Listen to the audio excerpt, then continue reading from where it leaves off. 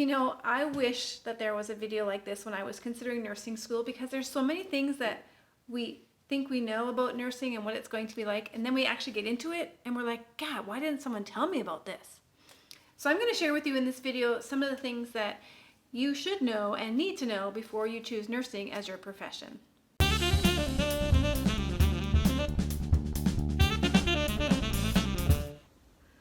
Welcome back. My name is Tammy and this is Nurse Minder, and on this channel we do everything nursing. So if you're new here, consider subscribing below so that you get the next video when it's released. Alright, so let's just start at the very beginning, getting into school. Now, applying for a nursing position as a student in the school has become extremely competitive. But if you don't do well in school planning ahead of time, you'll need to go back to school to get the marks you need to be competitive to get entry into the university of your choice. Now, if you're anything like me, I didn't go back to school until I was an older student, right? So I had already had my son, I was married, and I think I was 30 when I started nursing school. And so in order to start nursing school, I actually had to go back and take physics and chemistry because I didn't do them in high school. So you may not even be so much a case of having the highest marks, but you need to also have the right courses. So planning ahead of time is important. And if you don't know you're going to be a nurse when you're 18, no worries, you can go back later in life like I did. However, you will find that to enter into this profession, you need to have really great marks. We're talking in excess of an average in the 90s, maybe even higher. So that's the first thing you need to know. Nursing school has changed from when I went into it, and you're going to want to have a great study plan prior to getting into nursing. Now that leads us to number 2. Nursing school is hard, and there's a reason why your marks need to be high, and that's because we're looking for students who have a proven strategy to do well in school academics, because you are going to have test after quiz, after paper, after presentation. Rinse and repeat that cycle on a weekly basis for 2 to 4 years, depending on which route you take. You will have 5 to 7 classes, each of them with multiple chapters of reading every night, assignments, preparation for labs and clinicals. And so it is a grueling schedule, and you will not get by just by listening to the classroom presentations. You'll need to do a little bit of work. But here's the bonus in that. When a group of people go through something really challenging, and this is something I learned in the military while at the same time going through nursing school, is when you are in a difficult situation, people bind together. And what does that mean? Some of the closest, bestest friends you will ever make, you will find in nursing school. Because when you survive that, you can survive anything. Now, social media makes it look like school is glamorous and fun, and it can be, absolutely, but it is a lot of work, and you need to be prepared for a schedule. And when I asked my students for advice they would give themselves if they could go back to the beginning of their year, one of them said, #prepared to have no social life. Legit. But put your comments below. Maybe you've already started nursing school. I'd love to hear if that's kind of what the reality was for you. Were you shocked when you went to school and you found out that, oh my gosh, I legit don't have a social life anymore? Or did you find that you were able to balance school with work and hanging out with your friends and still do really well? Let me know below. Okay, so the next thing people often say when they go into nursing school is they want to help people. And you absolutely need to want to have that as a deep down core driving desire, because you are going to be helping people when they are rude, when they are mean, when they are vomiting, when they are not in their right of mind, when they are under the influence of drugs and disease processes, when they will not thank you for the service that you provide. You will still need to have that deep core value that you want to help people. Now, the bonus to that is I actually feel it's quite an honor to travel along with these patients in their most needed moment to help guide them, educate them, walk with them, nurture their emotional distress. So if helping people truly is what you want to do in their darkest, dirtiest times, nursing is probably a great fit for you. Now with that, you'll have to remember that you will be working with patients' bodily fluids, and so every nurse has got their thing, and for me it's mucus, thick mucus, when you have to suction and get in there really deep. But you will also have to find a way to get through that. So maybe a strategy could be you wear a mask when you go in to do it, which you probably are anyways. Put a little peppermint oil in there before you go in, because let me tell you, Once you smell certain diseases, you will know them forever. Pseudomonas is here in my mind. You smell it once, you know it. And so sometimes those smells are hard to get rid of. You're going to be dealing with poop. Nobody loves the emergency cleanup in poop aisle. Nobody loves cleaning up poop at the best of time. Never mind at shift change when the bed is completely saturated. But you also have to be able to go in there with a very respectful attitude, and you don't want them to see the faces you're making because of the smell. And it's going to smell, yes, a lot. But when you find a way to make your patient feel at ease, and you make this like, it's okay, it's normal, we do this all the time, we understand, we're going to get you cleaned up. And then you can go and have your moment later somewhere else. But in the moment with the patient, when you're with all those smells, with all those bodily fluids, remember, you're here to help people. And you'll need to find some strategies and tools to do that.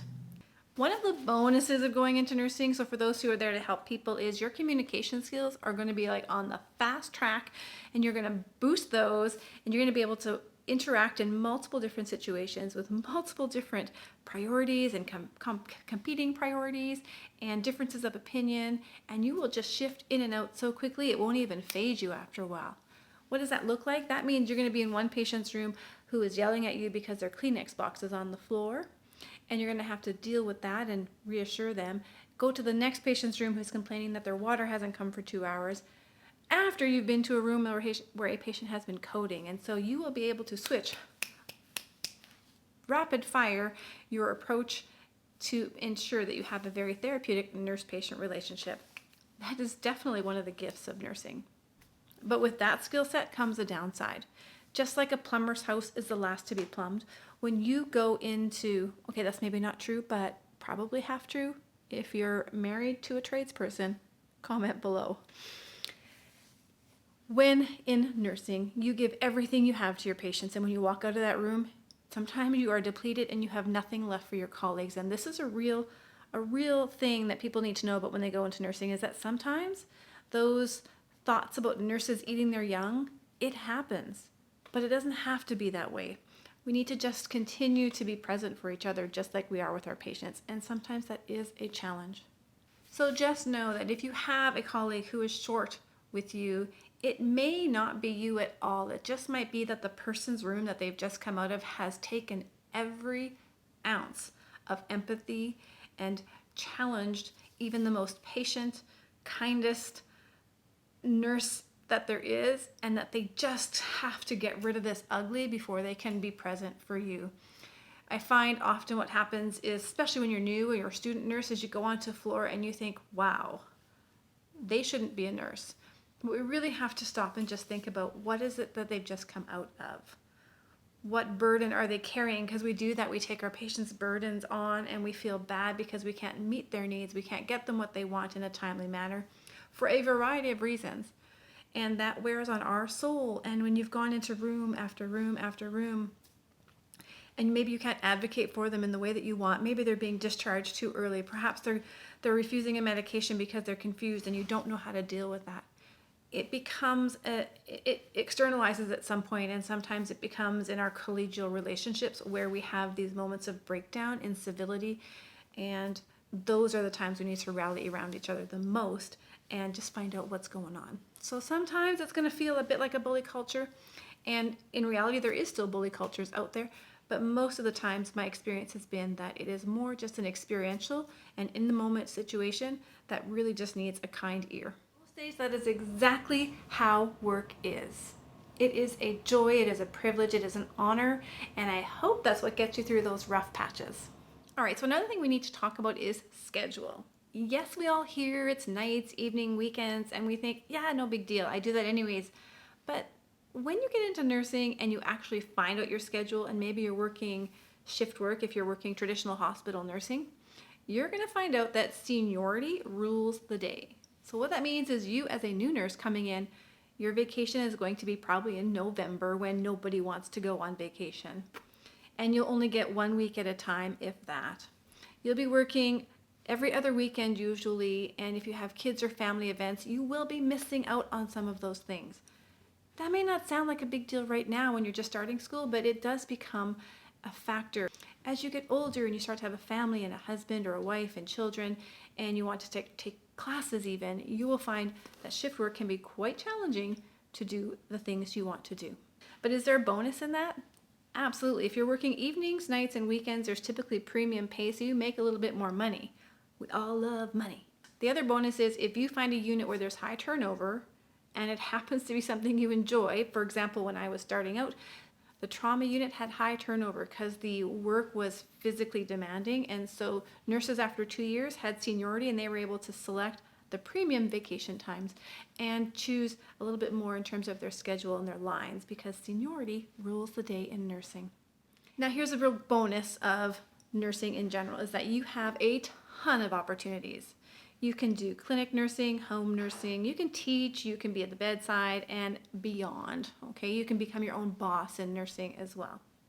But to get to those options, you have to go through the same rigorous training that every single nurse does. You have to write the same test, which is all based on med-surg nursing. Now here's one of the best things about nursing is we are one of the most trusted professions. Year after year, it comes back that nursing is the most trusted profession. But I will share with you, it is a thankless job. You will not be thanked daily from your patients. You will not be thanked daily from your colleagues or even your superiors. But when the thanks do come, when people do recognize and appreciate you, they mean so much. So grab onto those moments where people do take that time to express their gratitude and use that to fuel you forward, because it is a pretty thankless job. And going into nursing will position you as the go-to person for all of your family and friends. You will receive phone calls, you'll have neighbors drop in, you'll get Snapchats with pictures, and people will be asking you to diagnose their problem. One of the downsides of being in the healthcare profession is they think you know everything, but truthfully we don't. We become very specialized as soon as we leave our schooling and we go into our first job. We become quite specialized, and a lot of our knowledge is kind of on the back burner, and it can be quite intimidating when they come up to you and say, hey, what's this rash? So I always just tell them to connect with their healthcare provider, maybe give them a few pointers or tips along the way. But in general, I don't want to be responsible for anybody's health demise, so send them to their healthcare team. So now let's talk pay. Again, social media makes it look like nurses are banking the money, dollar bill, y'all. However, it's not really going to be that way. You're not going to be living in multi-million-dollar homes and driving very expensive cars on a nurse's wage. You can make some extra money working evenings and weekends and taking on additional responsibilities, getting extra education. You can boost your pay a little bit. But your pay is really going to be reflective of where you live and what the economy is. So I'm in Canada, and even across Canada, you can find a nurse's wage vary by $10 an hour just because of what the cost of living is. So you need to factor in those pieces about what you're reasonably going to make as a nurse when you get started. Okay, so in addition to making a little bit of extra money as a nurse and having a decent living wage, you're going to have to pay every year to have that privilege. So every year I have to fill out documents that validate my learning and my experience, and I keep track of all of my hours to prove that I'm meeting the minimum obligation, and that's because we are a regulated profession. And that means I have to pay money every year to continue to work as a licensed nurse. So plan that in your budget when you're dreaming of all these riches you're going to get as a nurse, is that you will have to pay. And one of the biggest things I don't think people realize when they come into nursing is that it's going to impact how you see the world forever. I'll just give you a few examples. My background is emergent ICU nursing, and so I see some pretty terrible things sometimes. And I would come home on the regular and just look at my husband and hug him, and just look at my son and hug him, because I was so thankful that they were alive and they were healthy. And then it just changes how you see everything. You see risk in everyday activities where you wouldn't see it before. You see joy in moments that you wouldn't notice before. And so there are both sides of that. But when you're working bedside nursing in particular, if you're working with a challenged population, or you're seeing death on a regular basis, it changes how you see and interact with the world. And that's something that you need to know if you're going to choose nursing as your profession. And the last thing is you will have ethical and moral dilemmas like you have probably never experienced before. You will have to discharge a patient who's not ready for discharge because another patient who is more acute needs the bed. You will feel like you're you're able to provide care for a patient, but the patient will not receive it. He refuses or she refuses based on other grounds, and you'll have ethical issues about your own values and beliefs and their values and beliefs, and it will cause you to wonder and question what we're doing in medicine at times. Those are great moments of growth. That's the bonus there, is that you will learn to expand what is normal for other people, what is acceptable for other people, what alternatives exist out there, and how can you advocate within their needs, within the scope of which you have available to you.